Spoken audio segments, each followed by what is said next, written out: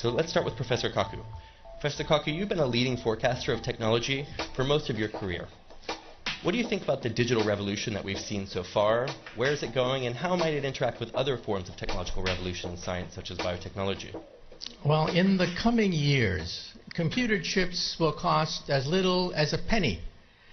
That's cheaper than garbage, cheaper than scrap paper. So computer chips will be everywhere and nowhere, including our contact lenses.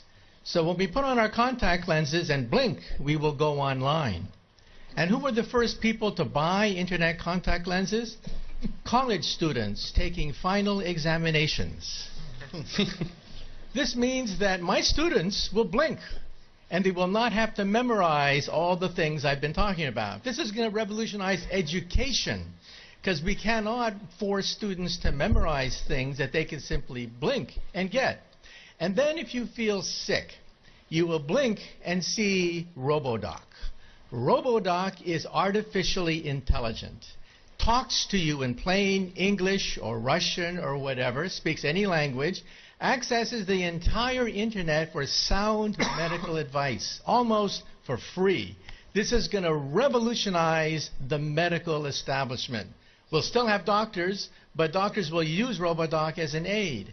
And if you're in a car accident in a foreign country, you don't speak the language, you'll talk to your wristwatch and talk to RoboLawyer. RoboLawyer understands the law in any country, in any language. In fact, I personally believe that artificial intelligence, the robotics industry, will eventually become bigger than the automobile industry of today, because your automobile will become a robot. You will talk to it. You will argue with it. You'll have discussions with your car about the best route to take. And when you want to park the car, you simply tell your car, park yourself. And the car parks itself. This is going to revolutionize urban economics when you don't have to worry about parking anymore. And then the next organ to be digitized is the brain. You may not know this, but 2 years ago, scientists were able to upload the first memories. Memories can now be uploaded and downloaded. This makes possible BrainNet. BrainNet could be the next step in the evolution of the internet. Instead of zeros and ones, instead of text, you'll put emotions, feelings, sensations, memories. Teenagers will go crazy.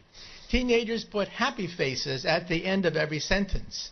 Why bother to do that when you can put the emotion of your first dance, your first kiss, your first whatever, right there on the internet? And so in the future, when you walk into a room, you will mentally command the internet. You'll take dictation mentally. You'll turn things on, turn things off, communicate with other people. People will think of you as a wizard of some sort, mentally communicating with everything around you. That's BrainNet.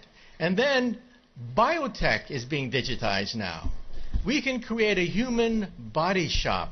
We can create from your own cells, so there's no rejection mechanism.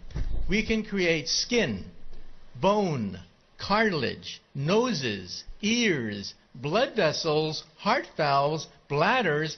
Complete windpipes can be grown in the laboratory. The next organ to be grown, by the way, is the liver. So for all you alcoholics in the audience, take heart. We may be able to grow your next liver.